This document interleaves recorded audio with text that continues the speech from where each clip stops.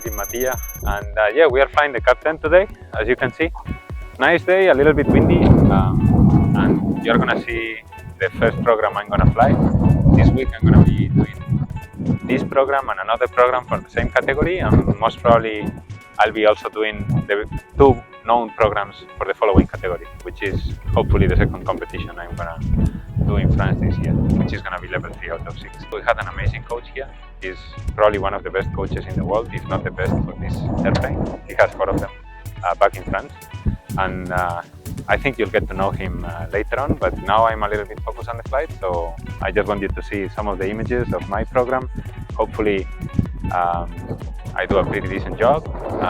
I flew it a little bit before and it was actually fine, so I just tried to polish some of the maneuvers, and yeah, we'll see. I'll give you the briefing after.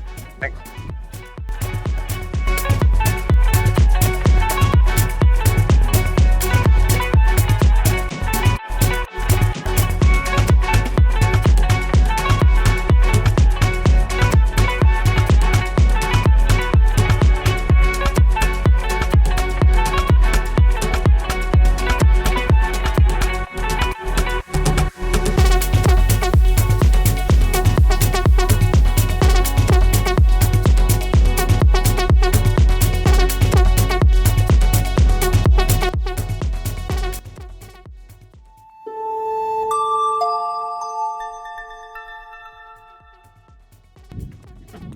So we are doing the pre-flight of the airplane before the second flight of the day.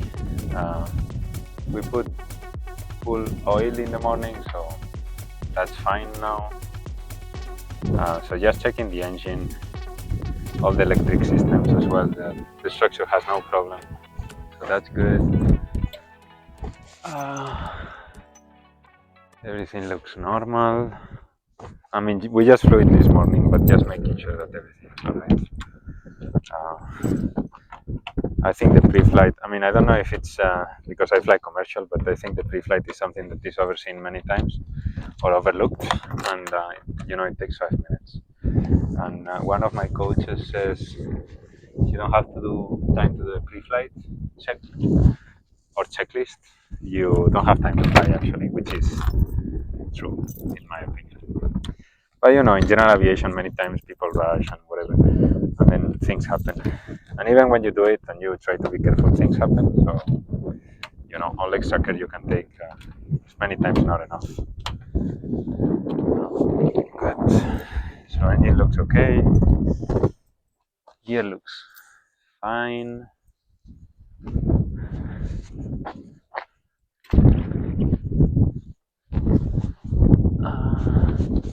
All the moving surfaces look fine, and I think we are ready. The coach is looking for my second program to do tomorrow, which is gonna be the free known. Normally in France you do 3 programs, one that is given by the judges or by the competition committee, one that you decide yourself, and then another one that is unknown, that is given the day before. So yeah, all looks good. I think I'm gonna get in and get ready for the flight. See you now, guys.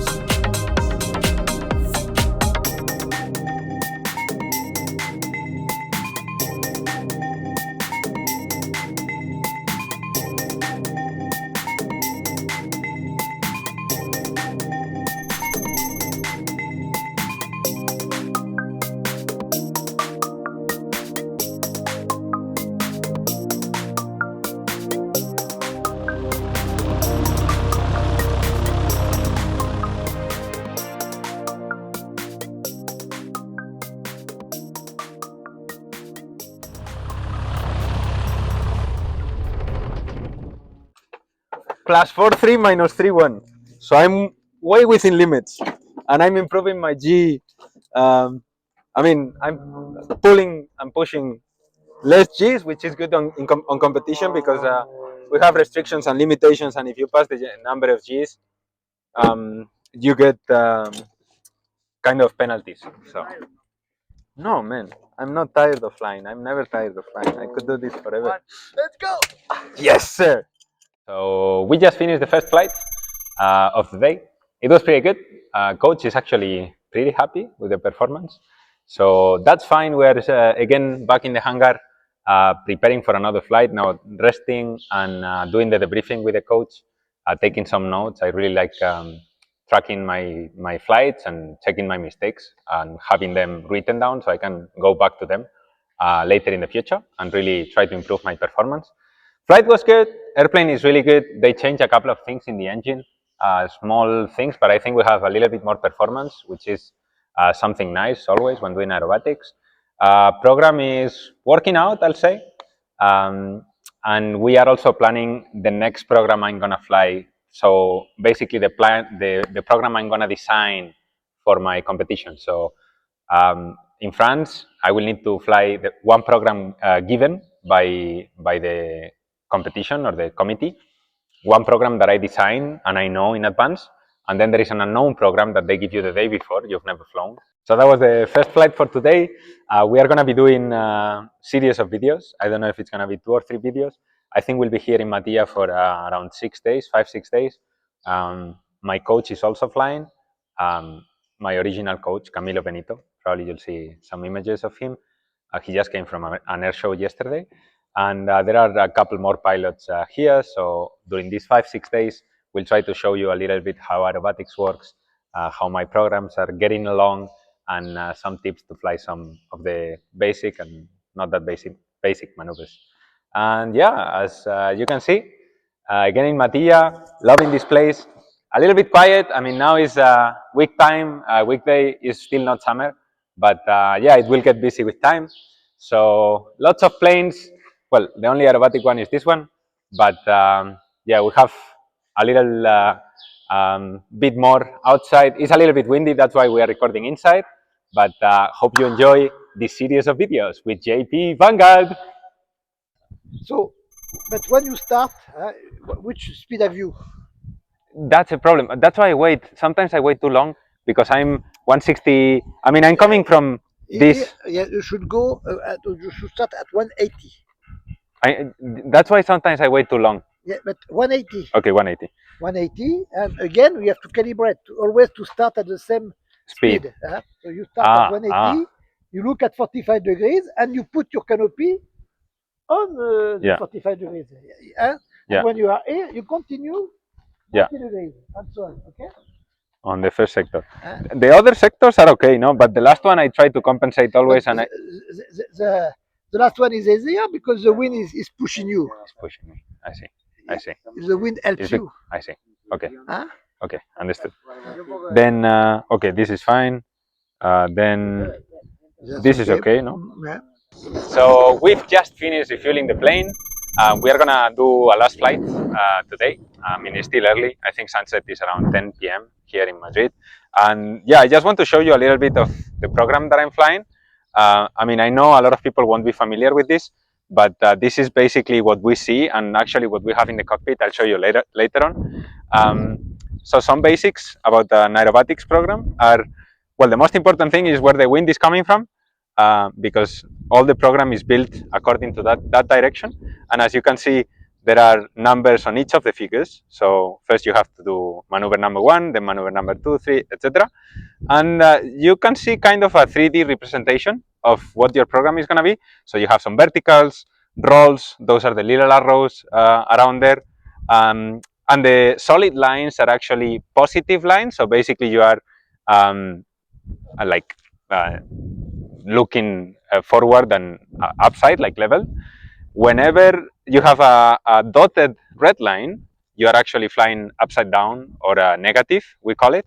And for example, this is a negative loop, so you are actually upside down and doing a loop like the other way around. And yeah, I mean, there are some little bit more difficult combinations or triangles as well. The triangles are either they're in general stalls or spins, and dynamic stalls or snaps or flick rolls, which are like dynamic stall rolls. And yeah, there are kind of many other symbols. And all this program, these maneuvers, they are supposed to be performed within a box, an imaginary box that is 1 kilometer wide, 1 kilometer long, and 1 kilometer tall. Well, depending on the category you are flying, but basically 1 kilometer times 1 kilometer, which is not a lot when you are flying 200 or 300 kilometers per hour. And this is the very basics of an aerobatics program, and you'll see where we actually put it on the plane. Because I mean, as you can see, I mean, this is not extremely complex, but whenever you get into more complex programs, you actually have to remember. So we have it in there, just in front of us, and also some little notes about where I want to start my program, where I'm going to be positioned in the box, if some turns are going right or left, just for us to remember, because with all the tension, not only when training, but also during the competition, you tend to forget, or maybe when you don't have that much blood flowing your brain because of the G's, in particular with a lot of positive G's, like you really think slower and you feel that you cannot process what you have to do next. So it's actually quite useful.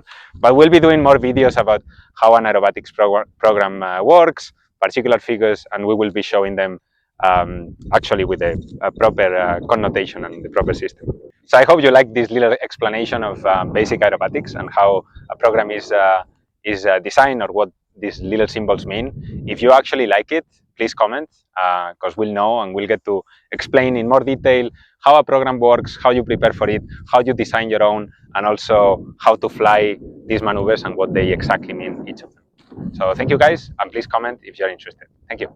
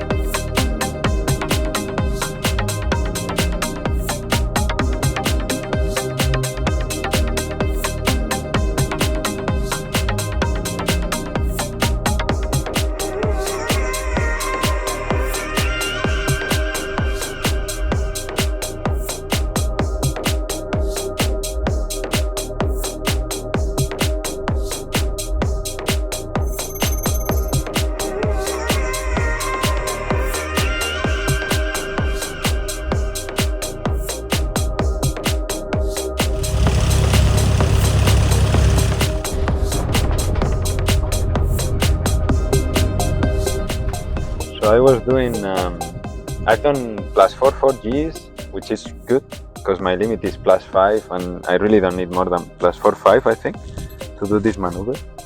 And I've also done -3.7 on the negative G side, which is not good because my limit before having penalties is -3.5, but we were practicing a lot of negative and also we were doing inverted Immelman, which I don't know if it's a figure of intermediate. And apparently with the captain is not supposed to be that easy, but it went well. But yeah, I really felt like I was pushing a lot on those negative half loops. I think there is a lot to debrief. It was a good flight overall, but yeah, pretty good day. A bit tiring, but tomorrow more.